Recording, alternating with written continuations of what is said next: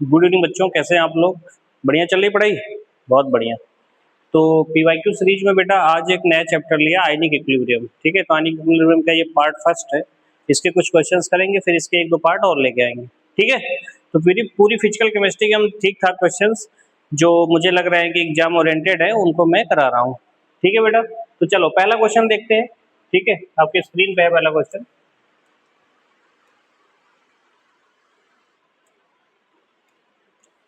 पहला क्वेश्चन बेटा क्या है, जरा ध्यान से देखिएगा। The conjugate base of ammonia, ammonia का कॉन्जुगेट बेस पूछा है। ठीक है, अमोनिया का क्या पूछा है? Conjugate base. कॉन्जुगेट बेस, अगर कॉन्जुगेट बेस पूछा है तो इसका मतलब ये क्या रहा होगा? एसिड। और एसिड का काम क्या होता है? H प्लस रिलीज करना। तो अगर ये H प्लस रिलीज करेगा तो क्या बन जाएगा? NH2 minus. इसका मतलब इसका करेक्ट आंसर कौन सा हो जाएगा? सी। ठीक है, सी इज द राइट आंसर। चलिए अब क्वेश्चन नंबर सेकंड पे चलते हैं बेटा, देख लेते हैं क्या है क्वेश्चन नंबर सेकंड पे। क्वेश्चन नंबर सेकंड जरा ध्यान से देखिएगा। देखिए क्वेश्चन नंबर सेकंड क्या है बेटा, देखो जरा। Solubility product of a salt having general formula MX2। एक बेटा सॉल्ट है MX2, इसका सॉल्बिलिटी प्रोडक्ट कितना दिया है? 4 इंटू 10⁻⁻12। इसको अगर डिसोसिएट करेंगे तो क्या बनेगा? M plus 2 plus 2x minus. और इसका जो सॉल्बिलिटी प्रोडक्ट है KSP, उसकी वैल्यू कितनी दी है? 4 इंटू 10⁻⁻12। ठीक है बेटा, आगे क्या लिखा है? The concentration of M plus 2 ion in the aqueous solution of the salt is. तो M प्लस 2 आयन का कंसंट्रेशन पूछा है। ठीक है, तो बेटा KSP और सॉल्बिलिटी में आपको रिलेशन पता ही होगा। ठीक है, तो अगर मान लो बेटा T बराबर 0 पे इसकी सॉल्बिलिटी देखे तो क्या है? S है, ये कितना है? 0 0।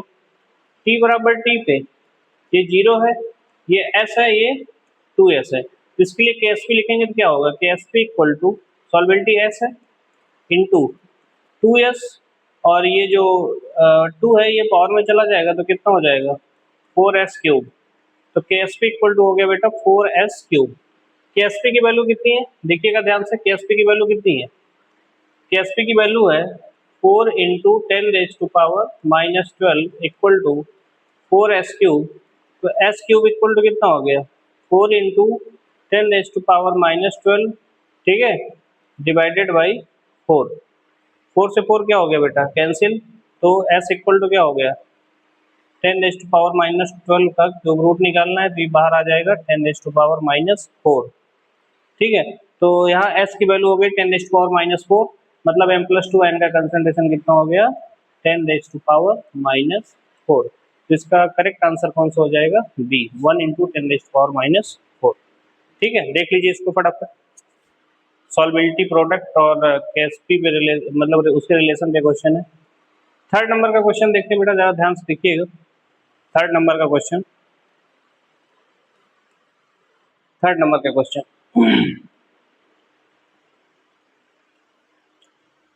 What is the pH value of N/100 KOH solution?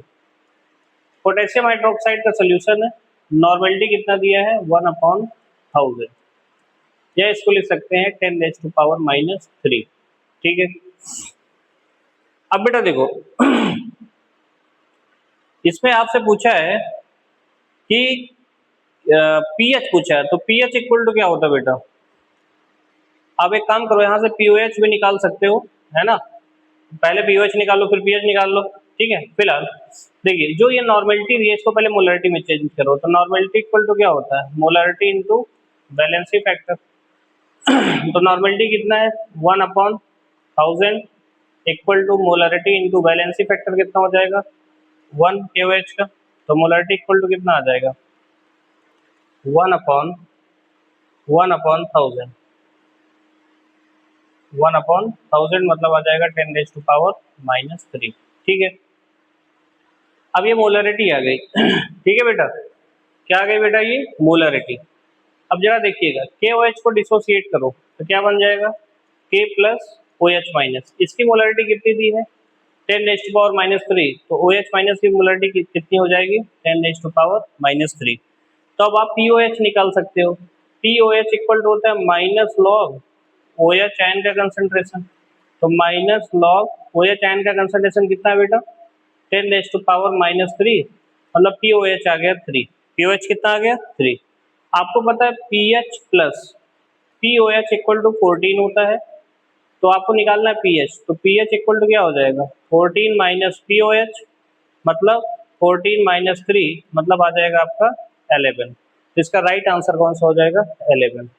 अब इसमें ए और डी दोनों दिया है, हालांकि एक ही सही होगा, ए ऑप्शन मान लेते हैं। ठीक है, तो पहले आपने क्या किया बेटा नॉर्मेलिटी को मोलरिटी में चेंज किया, फिर आपने जो है OH माइनस का कंसंट्रेशन निकाला, POH निकला, POH से फिर पीएच फाइंड किया। ठीक है, अच्छा क्वेश्चन था। चलिए क्वेश्चन नंबर बेटा 4 देखेंगे। क्वेश्चन नंबर 4,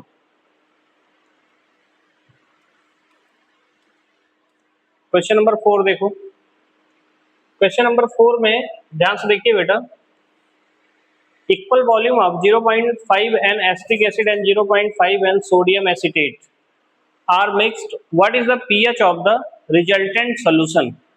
देखो बेटा इसमें एसिटिक एसिड CH3 COOH और क्या दिया है सोडियम एसीटेट मतलब CH3 COON है। इसका मतलब ये तो बफर सोल्यूशन है। क्या बेटा ये बफर सोल्यूशन, कैसा बफर है एसिडिक बफर है, weak acid and their conjugate base या उसका वीक एसिड का सॉल्ट, यही तो होता है ना एसिडिक बफर। तो सीधा इसमें बेटा आपसे क्या पूछा है पीएच पूछा है, तो सीधा पीएच का फॉर्मूला लगाओ। पीएच इक्वल टू क्या होता है pK plus log concentration of salt upon concentration of acid. ठीक है भाई, तो पीके कितना भी है 4.75 प्लस लॉग सॉल्ट का कंसंट्रेशन कितना दिया बेटा 0.5 N acetic sodium acetate, normality molarity तो इसका बराबर ही होगा। ठीक है, तो इसका मतलब यहाँ 0.5 हो जाएगा कंसंट्रेशन डिवाइडेड बाई यहाँ भी कितना हो जाएगा 0.5, ये कैंसिल हो गया तो कितना आ गया 4.75 प्लस log 1 और log 1 की वैल्यू 0 हो जाएगा तो आंसर कितना आ जाएगा 4.75। इसका राइट आंसर भी कौन सा हो जाएगा सी ऑप्शन। सी ऑप्शन इसका राइट आंसर होगा। ये एसिडिक बफर के पीएच वाले फॉर्मूले पे सीधा सीधा है। ठीक है, चलिए अब हम चलते हैं बेटा 5th नंबर के क्वेश्चन पे। 5th नंबर के क्वेश्चन पे चलते हैं, क्या है जरा ध्यान से देखिएगा।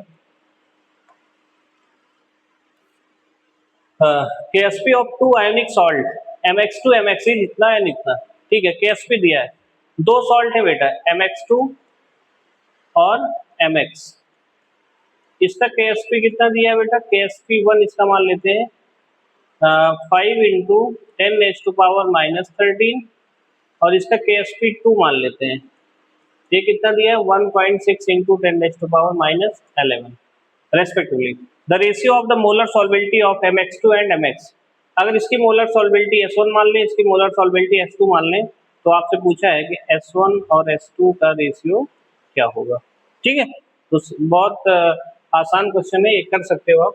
ठीक है, तो अगर हम पहले सॉल्ट की बात करें MX2 की, MX2 डिसोसिएट करोगे तो क्या बनेगा M plus 2 plus 2x minus. ठीक है, तो t बराबर 0 पे सॉल्वेंटी S था 0 0 था, तो t बराबर t पे 0 हो जाएगा, ये S ये 2s। ठीक है, तो KSP इक्वल टू क्या आ जाएगा बताइए बेटा S 2s का स्क्वायर, ये कितना आ जाएगा 4s क्यूब। तो S इक्वल टू कितना आ जाएगा KSP डिवाइडेड बाई 4, इसका लेना पड़ेगा क्यूब रूट। तो ये इसकी सॉल्वेंटी जो थी बेटा ये S1 थी, कितनी थी बेटा S1। ठीक है, हालांकि इसकी KSP की वैल्यू दी है, KSP1 कितना दिया है 5 इंटू 10⁻⁻13 डिवाइडेड बाई 4। ठीक है, तो हम इसको बेटा सॉल्व कर लेंगे। ठीक है, यहाँ से S1 आ जाएगा, इसी तरीके से आप S2 भी निकाल लीजिए, तो KSP2 उसके लिए चाहिए, तो ये वाला सॉल्व यूज होगा MX, ये बनाएगा M प्लस x माइनस। तो t बराबर 0 पे ये सॉल्बिलिटी S था 0 0 था, t बराबर t पे ये क्या था 0 S। तो KSP इक्वल टू क्या हो जाएगा S square, S equal to क्या हो जाएगा, अंडर रूट KSP। तो ये S2 मान लो और ये KSP2 मान लो, ये KSP1। तो KSP2 की वैल्यू कितनी है बेटा, 1.6 इंटू 10⁻⁻11। ठीक है, ये S2 आ गया। अब आपको S1 अपॉन S2 कर लेना। S1 अपॉन S2 करोगे, डिवाइड करने के बाद आपका क्या आ जाएगा, आंसर। ठीक है, तो डिवाइड करने के बाद बेटा इसका आंसर आप चेक कर सकते हैं क्या है, सिंपल सा है।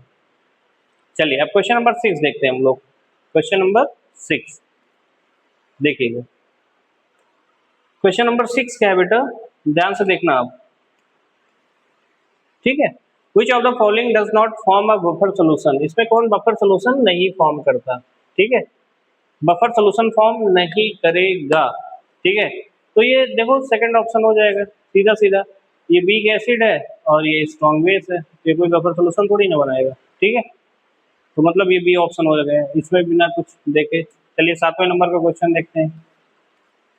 7वें नंबर का क्वेश्चन, 7वें नंबर का क्वेश्चन क्या है बेटा, जरा ध्यान से देखना। Conjugate acid and conjugate base of bicarbonate ion, bicarbonate ion यही होता है ना बेटा, HCO3-1। कॉन्जुगेट एसिड, इसका कॉन्जुगेट एसिड क्या होगा, कॉन्जुगेट एसिड बनाने का मतलब ये किसका काम कर रहा होगा, बेस का।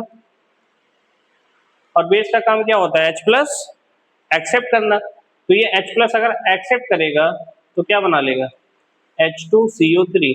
तो कॉन्जुगेट एसिड क्या बन गया बेटा, H2CO3। ठीक है, कॉन्जुगेट बेस पूछा है, FCO3 माइनस का क्या पूछा है, कॉन्जुगेट बेस। कॉन्जुगेट बेस का मतलब ये क्या रहा होगा, एसिड। और एसिड का काम H+ रिलीज करना, तो H+ रिलीज करेगा तो क्या बन जाएगा, CO3-2। तो जो पेयर ये वाला हो जाएगा। ठीक है, जिसमें correct answer H2CO3 and carbonate ion, H2CO3 and carbonate ion मतलब B option, B is the right answer. ठीक है, चलिए 8वें नंबर का क्वेश्चन देख लेते हैं फटाफट।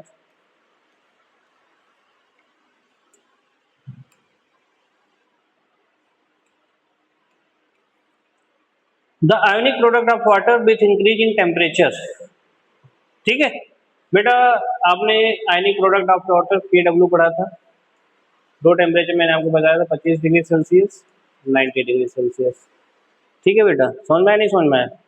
तो मैंने आपको ये बताया था कि KW varies with temperature, varies with temperature. इस पे इसकी KW की वैल्यू कितनी थी, 10⁻⁻14। इस पे कितनी थी, 10⁻⁻12।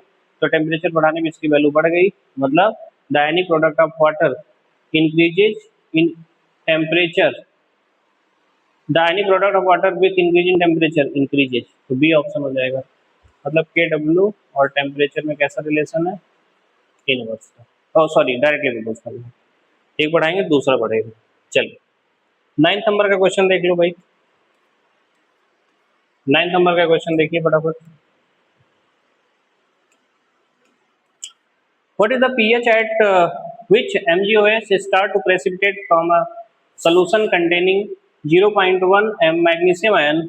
ठीक है, KSP दिया हुआ है, pH अपने से पूछा है बेटा, तो pH पूछा है तो ठीक है, देखते हैं। तो मैग्नीशियम हाइड्रोक्साइड है, तो इसको बेटा पहले तो डिसोसिएट करो तो क्या बन जाएगा, Mg+2 + 2OH-। इसका KSP का रिलेशन लिखो जरा, KSP का रिलेशन क्या हो जाएगा, यहाँ बताओ बेटा, T बराबर 0 पे ये कितना था, S00। T बराबर T पे ये कितना था, 0 S2S। तो KSP इक्वल टू क्या हो जाएगा, S इंटू 2S का स्क्वायर। ठीक है, तो ये हो जाएगा KSP इक्वल टू 4S3। ठीक है बेटा, 4S3 बन जाएगा, है ना, 4S3, 4S3। ठीक है, 4S3 हो जाएगा, तो 4S3 हो जाएगा बेटा, समझ में आया। तो KSP कितना दिया है, 1 into 10⁻⁻11 equal to 4S3। S3 equal to कितना आ जाएगा बेटा, 10⁻⁻11 अपॉन 4। ठीक है, तो S इक्वल टू हो जाएगा cube root of 1 into 10⁻⁻11 upon 4। ठीक है, तो यहाँ से सॉल्बिलिटी आ गया। अब आपको पीएच चाहिए, तो पहले यहाँ से पीओएच निकालना पड़ेगा। तो अगर सॉल्बिलिटी की वैल्यू आ गई तो इस सॉल्बिलिटी की वैल्यू आ गई, 2H की वैल्यू आ गई, समझ में आया ना। तो यहाँ से आप इसका कंसंट्रेशन निकाल लेंगे, किसका, OH माइनस का। OH माइनस का कंसंट्रेशन निकालने के बाद फिर आप कर सकते हैं, या हम इसको बेटा एक और तरीके से सॉल्व कर सकते हैं। जरा ध्यान से देखिएगा हम इसको कैसे कर सकते हैं, ठीक है, जरा ध्यान से देखिएगा, फटाफट देख लीजिए, कोई दिक्कत की बात नहीं है। देखिए हम KSP का रिलेशन लिखते हैं, तो हम इसका डिसोसिएशन करते हैं मैग्नीशियम हाइड्रोक्साइड का, तो क्या बन जाएगा Mg+2 + 2OH माइनस, ठीक है। तो देखना जरा, T बराबर 0 पे इसकी सॉल्बिलिटी S था, ये कितना था बेटा, ये 0 था, ठीक है बेटा। तो T बराबर T पे T बराबर T पे क्या हो जाएगा बताइए, ये 0, ये S, हम यहाँ इसको 2OH माइनस लिख लेते हैं, ठीक है बेटा। तो KSP इक्वल टू क्या हो जाएगा बताइए फटाफट, S इंटू, ठीक है, S इंटू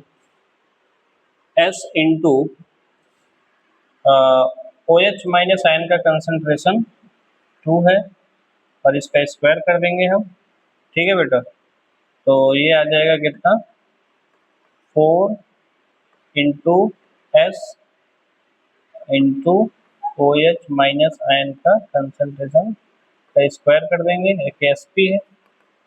तो KSP कितनी है, 10⁻⁻11 equal to 4 into solubility of magnesium ion कितना दिया बेटा, 0.1 इंटू OH आयन का स्क्वायर। तो ये 0.4 हो जाएगा, ये 1 इंटू इतना है, तो ये नीचे आ जाएगा, कितना हो जाएगा 1 into 10⁻11 divided by 0.4 equal to OH minus ion का कंसंट्रेशन का स्क्वायर करोगे, ठीक है। इसको सॉल्व कर लोगे, यहाँ से OH आयन का कंसंट्रेशन आ जाएगा, ठीक है। अब OH आयन का कंसंट्रेशन आ जाएगा तो आप सबसे पहले क्या निकालोगे, POH आ जाएगा, फिर pH निकालना, तो pH plus POH equal to 14 होता है, तो pH इक्वल टू कितना हो जाएगा, 14 माइनस POH। ऐसे सॉल्व कर सकते हो फटाफट इसको, ठीक है, कुछ नहीं इसमें। चलिए अब 10 नंबर का क्वेश्चन बेटा देख लेते हैं फटाफट। 10th नंबर का क्वेश्चन क्या है देखिएगा, Which of the following mixture in water act as basic buffer? इसमें बेसिक बफर कौन है, बेसिक बफर मतलब big base and their conjugate acid, तो big base and their conjugate acid मतलब करेक्ट आंसर ये हो जाएगा, ठीक है। तो आप जरूर बेटा कमेंट किया करिए कि क्वेश्चन का लेवल कैसा है, अप और अप करना चाहिए, डाउन करना चाहिए, ठीक है। और हमने अभी ये कुछ क्वेश्चंस करा दिए, कुछ क्वेश्चन हम आपको अगले पार्ट में फिर 2-3 पार्ट इसके और ले आएंगे, ठीक है। इस तरीके से पूरा आयनिक इक्विलिब्रियम खत्म कर देंगे, ठीक है। थैंक यू सो मच, मेहनत करते रहिए।